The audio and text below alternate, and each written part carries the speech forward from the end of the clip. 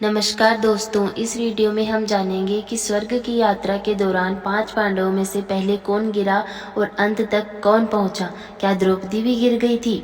महाभारत के युद्ध की समाप्ति के बाद पांचों पांडवों ने अपना राजपाट परीक्षित को सौंप दिया और द्रौपदी को साथ लेकर स्वर्ग की यात्रा पर निकल गई। स्वर्ग की यात्रा कठिन थी, लेकिन पांचों पांडव चाहते थे कि वे सशरीर यानी कि अपने शरीर के साथ स्वर्ग तक पहुँचे।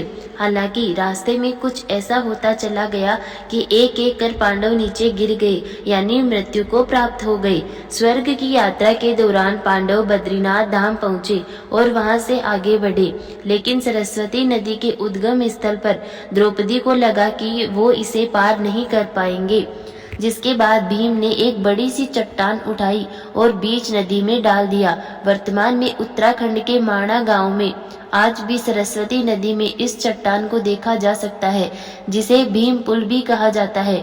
द्रौपदी ने सरस्वती नदी को पार तो कर लिया, लेकिन कुछ दूर आगे जाने के बाद ही वो गिर गई और मृत्यु को प्राप्त हो गई। इस पर भीम ने युधिष्ठिर से पूछा कि द्रौपदी ने तो कभी कोई पाप नहीं किया, फिर वो नीचे क्यों गिर गई? युधिष्ठिर ने जवाब दिया कि द्रौपदी हम सबसे ज्यादा अर्जुन से प्रेम करती थी, इसीलिए वो गिर गई। इसके बाद पांडव आगे बढ़ गए, लेकिन थोड़ी देर बाद ही सहदेव भी गिर पड़े। भीम ने पूछा कि सहदेव क्यों गिरा? युधिष्ठिर ने कहा कि सहदेव खुद को सबसे ज्यादा विद्वान समझता था, इसलिए वह गिर पड़ा। कुछ दूर चलने पर नकुल भी गिर पड़े। फिर से भीम ने सवाल किया तो युधिष्ठिर बोले कि नकुल को अपने रूप का अभिमान था, इसलिए वो गिर गया। इसके बाद अर्जुन भी गिर गए, जिस पर युधिष्ठिर ने कहा कि अर्जुन ने कहा था कि वो एक दिन में ही शत्रुओं का नाश कर देगा, लेकिन वो ऐसा नहीं कर सका। उसे अपने पराक्रम पर घमंड हो गया था, इसलिए गिर पड़ा। अब बचे युधिष्ठिर और भीम।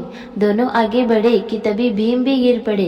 भीम ने गिरते समय युधिष्ठिर से पूछा कि उनके साथ ऐसा क्यों हुआ, तो युधिष्ठिर ने कहा कि तुम अपनी शक्ति का झूठा प्रदर्शन करते थे, इसलिए तुम्हें भी भूमि पर गिरना पड़ा। महाभारत के अनुसार पांडवों के साथ एक कुत्ता भी स्वर्ग की यात्रा पर चल रहा था।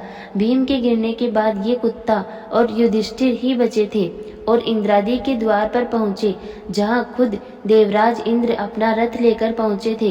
युधिष्ठिर ने इंद्र से कहा कि कुछ ऐसी व्यवस्था करे कि द्रौपदी और उनके भाई भी सशरीर स्वर्ग में चले आए। इस पर इंद्र ने कहा कि ऐसा नहीं हो सकता, क्योंकि वो पहले ही मृत्यु को प्राप्त कर स्वर्ग लोक पधार चुके हैं। इसके बाद इंद्र से युधिष्ठिर ने कहा कि वो उनके साथ चल रहे कुत्ते को भी ले जाना चाहते हैं, लेकिन वो कुत्ता नहीं बल्कि यमराज थे, जो युधिष्ठिर के सामने अपने असली रूप में प्रकट हो गए।